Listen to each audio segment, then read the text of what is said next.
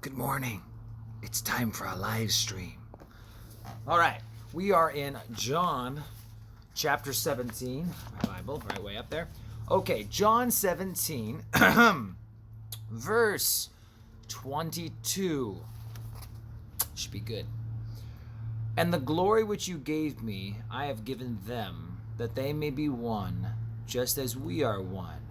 I in them, and you in me, that they may be made perfect in one, and the world may know that you have sent me and have loved them as you have loved me.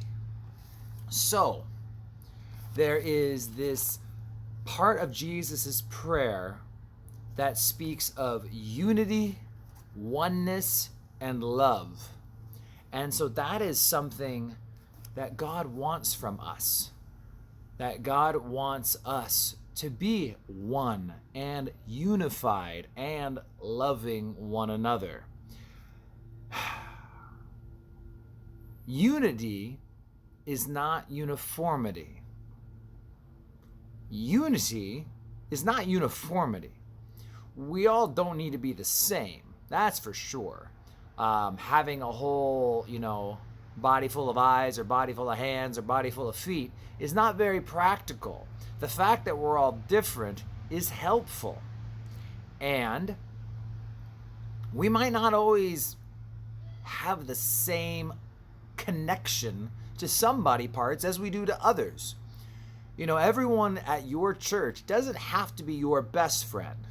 In fact, they don't need to be all that friendly at all. Friends, if you know what I mean. Being friendly, we should be friendly, but they're your family. It's funny how I've had talks at my church. When we started our church, or when we joined two churches together, at one point there was this talk about how, oftentimes the younger people kind of do their thing and the older people do their thing, and the younger people don't talk to the old, and the old people don't talk to the young, and this back and forth. And I said, well, that's family. That's kind of normal. See, I grew up in a family where there were many, many cousins on my dad's side, right? He's one of 7, and most of them all live in Washington, and we would have, Christmas and other family events where we'd all come together, and I would talk with my uncles, and I would talk with my aunts, but I played with my cousins. I hung out with the people who were my age and had more things in common with me. Didn't mean I didn't love my uncles. Didn't mean I didn't talk to each of my aunts, get a hug, go say hi to grandma, and do all that. But the majority of my time was spent with my cousins. And we're going to find in the body of Christ, it's the same way. We're a family. You're going to find certain people in the body whom you're going to connect with more. You're going to talk to more. You're going to spend more time with. And it's a lie. It's a lie of Satan trying to create division instead of unity when we start getting in our heads that there's a problem just because people hang out in certain groups because they connect with people more. Now, we should find that when we reach out, that the other people are cordial and we can have conversations and fun with one another, but that's just the reality of people. Sometimes I think we worry about unity when there's really no reason to be worried about unity. Now, we want unity for sure. But it doesn't always mean that we're all best friends and that I'm going to call everyone in my church as much as each other person and I spend even time. Equality isn't always unity either. I mean, that's the idea, is that we have a body of Christ. We're not uniform. We're all different. Because we're different, we're going to find ourselves functioning with other parts of the body more than others. You're going to find that the shins and the feet have more in common than the shin and the liver, right? The ankle. These body parts are connected because they do ministry together. You find that the ankle and the foot and the shin and the leg, these guys all work together all the time, and so they've got a little bit of a thing going on there. But obviously, if you cut one of them off, the liver ain't got to be happy that pieces of the body got cut off. One of the ways we can become the most unified, honestly, the most powerful unifying force, I think, in a church body is when we all have been well taught the Word of God. And you might think I'm like a broken record, like it always just goes back to teaching the Word. But that's the thing, is that when we are like-minded in doctrine, then everything else really pans itself out. If we believe in the same Lord who has the same heart and same desires for us and for us to each other and for us towards the rest of the lost, when we have all that in common, well, we always have stuff to talk about. There's always things to be unified about, and yet we can also be different. And so it's that love for one another is what Jesus wanted us to have. And once again, I loved my aunts and my uncles and my grandma and everyone else, but it's the cousins are the ones you hung out with. They're the ones you spent time with. And typically the cousins who are closer in age. I have cousins who are much older, cousins who are younger. And so, it's just that unity that Jesus was praying for. And I think in the Word, last week we emphasized that it was in the Word. They believe in the Word. And so as we are raised up in the Word, taught the Word, and strengthened in the Word, we will find unity amongst each other because we all believe the same stuff.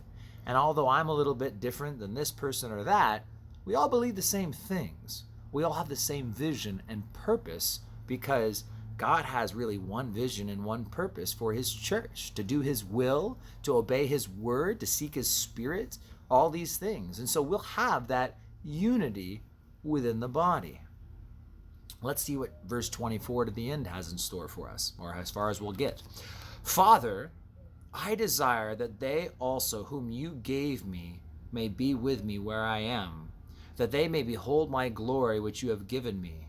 For you loved me before the foundation of the world. O righteous Father, the world has not known you, but I have known you, and these have known that you sent me. And I have declared to them your name, and will declare it, that the love with which you love me may be in them, and I in them. You see, God wants you. God wants you. He made creation so that He could have you.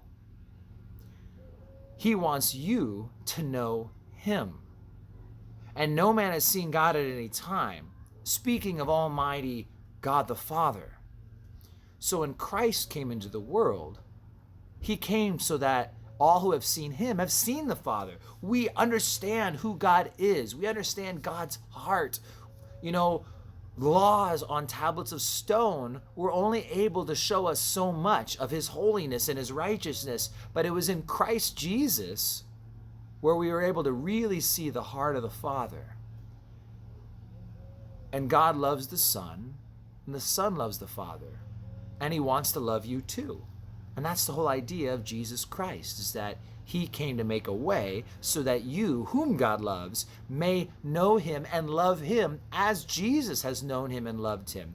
And so this is the idea, the culmination of this high priestly prayer of John 17, which we just came to a close in, is Jesus wants His people to know the Father as He knows the Father. Jesus wants you to have a relationship with the Father like He has. He wants that close fellowship. He wants you to understand the depth and the breadth of God's love for you.